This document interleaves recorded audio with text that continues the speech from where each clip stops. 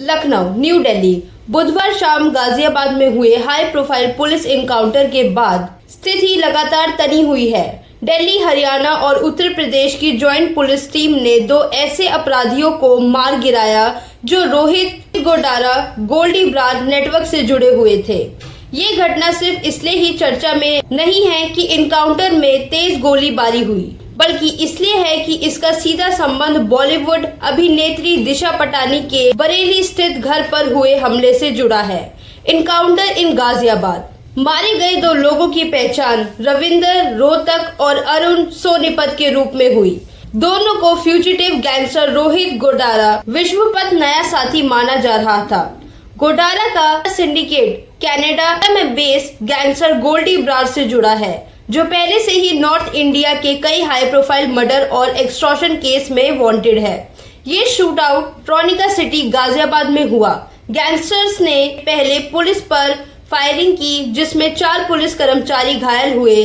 Police ने जवाब में हर एक पर 4 से 6 गोलियां चलाई, जिससे दोनों तुरंत मर गए। एनकाउंटर से पहले पटानी परिवार के घर के बाहर 12 सितंबर को हुई फायरिंग के बाद पुलिस उनकी तलाश में लगी थी। गोडारा के प्रोवोकेटिव पोस्ट। गाजियाबाद एनकाउंटर के कुछ घंटों बाद एक पोस्ट सोशल मीडिया पर सामने आई, जिसमें गोडारा ने अपने भाइयों की मौत के बदले लेने की धमकी दी। उसने रविंद्र और अरुण को शहीद बताया और कहा, हमारा भाई मेरा नहीं, शहीद हुए हैं। ये इनकाउंटर नहीं, ये सनातना है। ये सनातना की हार थी। हम इसका बदला लेंगे। जो भी जिम्मेदार है, चाहे कितना भी अमीर या ताकतवर हो, माफी नहीं मिलेगी। ये 10 दिन में गोडारा का दूसरा धमकी भरा पोस्ट था। पहले पोस्ट बरेली फायरिंग के बाद आया था, जिसमें एक अकाउंट ने खुद को रोहित गोडारा गोल्डी ब्रार बताकर जिम्मेदारी ली और कहा कि दिशा पटानी की बड़ी बहन रिटायर्ड आर्मी मेजर खुशबू पटानी ने संतों की निंदा की थी। द ट्रिगर एक वायरल वीडियो। विवाद की जड़ पिछले महीने की एक वीडियो है, जिसमें खुशबू पटानी ने एक धार्मिक प्रवचक के सेक्सिस्ट रिमार्क्स पर टिप्पणी की थी। उन्हें शब्द सामान्य रूप से कहे गए थे, लेकिन कुछ लोगों ने इसे एक प्रमुख धार्मिक गुरु पर आक्रमण समझा। इसके बाद सोशल मीडिया पर उन्हें लेकर काफी विरोध हुआ और उन्हें सफाई देनी पड़ी। फिर भी कुछ रेडिकल नेटवर्क्स में गुस्सा बना रहा। 12 सितंबर को हथियारबंद आदमियों ने बरेली में पटानी परिवार के घर के बाहर 10 से 12 गोलियां चलाई। कोई घायल नहीं हुआ, लेकिन घटना से बॉलीवुड और लॉ इन्फोर्समेंट एजेंसीज हिली हुई हैं। शुरू में इसे एक सेलिब्रिटी परिवार के पैसा निकालने की कोशिश माना गया था, लेकिन गोडारा ने पोस्ट में इसे धार्मिक बदले के रूप में बदल दिया। Investigative trial 1320 cameras hotel logs. Bareilly SP city मनुष पारिक ने प्रेस ब्रीफिंग में बताया कि पुलिस ने 1320 से ज्यादा सीसीटीवी कैमरास के जरिए सस्पेक्ट की हर मूवमेंट ट्रैक की। रविंद्र 9 सितंबर को रोडवेज बस स्टैंड के पास प्रीत प्लेस होटल में चेक इन किया और 11 सितंबर तक रुका। सीसीटीवी में उसे लगातार फोन पर बात करते, सीढ़ियों पर इधर उधर घूमते देखा गया। 12 सितंबर को उसने पटानी के घर फायरिंग में भाग ली। अरुण, उसने शिकालापुर रेलवे स्टेशन के पास हिंद गेस्ट हाउस में स्टे किया, जो पटानी के घर से सिर्फ 2 किलोमीटर दूर है। उसकी लोकेशन प्लानिंग और एग्जीक्यूशन में शामिल होने का सबूत है। 2 और सस्पेक्ट नकुल और विजय बागपत के अभी भी फरार हैं।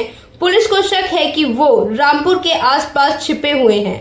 The Turkish connection Jigna pistols. Investigation में एक और बड़ी बात सामने आई, जिग्ना पिस्टॉल्स का उपयोग। ये टर्किश मेड सेमी ऑटोमेटिक हथियार है, जो अब इंडिया के अंडरवर्ल्ड में आम हो रहे हैं। इसी पिस्टॉल से अतीक अहमद और पंजाबी सिंगर सिद्धू मूसेवाला का भी कत्ल हुआ था। एक सीनियर इन्वेस्टिगेटर ने कहा, ये पिस्टॉल ऐसे ही नहीं दी जाती, ये उन लोगों को गिफ्ट दिया जाता है जैसे कोर्ट फायरिंग या सेलिब्रिटी पर टारगेट में इस्तेमाल करते हैं। रविंद्र पहले हरियाणा के एक कोर्ट रूम शूट आउट में शामिल था। ये रैंडम शूटर्स नहीं थे, ये चुनिंदा ट्रिगर पुलर्स थे। अ शिफ्टिंग नैरेटिव। जो मामला शुरू में एक सेलिब्रिटी परिवार को डरा कर पैसे निकालने का लग रहा था, अब एक धार्मिक और गैंग वॉर का रूप ले चुका है। गोडारा के भड़काऊ पोस्ट ने टेंशन और बढ़ा दी है। पुलिस को डर है कि आगे और हमले हो सकते हैं। पटानी परिवार की सुरक्षा बढ़ा दी गई है और तीनों राज्यों की एजेंसीज अलर्ट पर हैं। फिलहाल रविंदर और अरुण की मौत से गैंग की ताकत कुछ हद तक कम हुई है, लेकिन गोडारा का बदले का ऐलान दिखाता है कि कहानी अभी खत्म नहीं हुई है और सबको अपना कहने और बोलने का अधिकार है। श्री अनुरुद्धाचार्य जी ने महिलाओं के बारे में एक छोटी सी टिप्पणी करी थी कि महिलाएं अगर 24-25 साल की होते मुंह मार के आती हैं, ये उनका अपना सोचना था। लेकिन चूंकि बेटी मेरी महिला से है, आर्मी से है, तो उसने चूंकि कोई भी महिलाओं का वो अपमान नहीं सह सकते, महिला की NGO चलाती है, तो उसने उनसे यही कहा था कि आप कैसे कह सकते हैं कि महिलाओं ने मुंह मार के आती है, आदमी भी तो मुंह मार के आता है। इतनी बात उसने कही थी, लेकिन उसकी इस बात को तोड़ मरोड़ कर उसको प्रेमानंद जी के साथ जोड़ दिया गया, उससे जोड़ दिया गया। और AI का ज़माना है। प्रेमानंद जी तो हमारे पूजनीय हैं। मैं तो कई बार इनसे कह चुका हूँ, अगर मौका मिले तो प्रेमानंद जी का आशीर्वाद लेना है।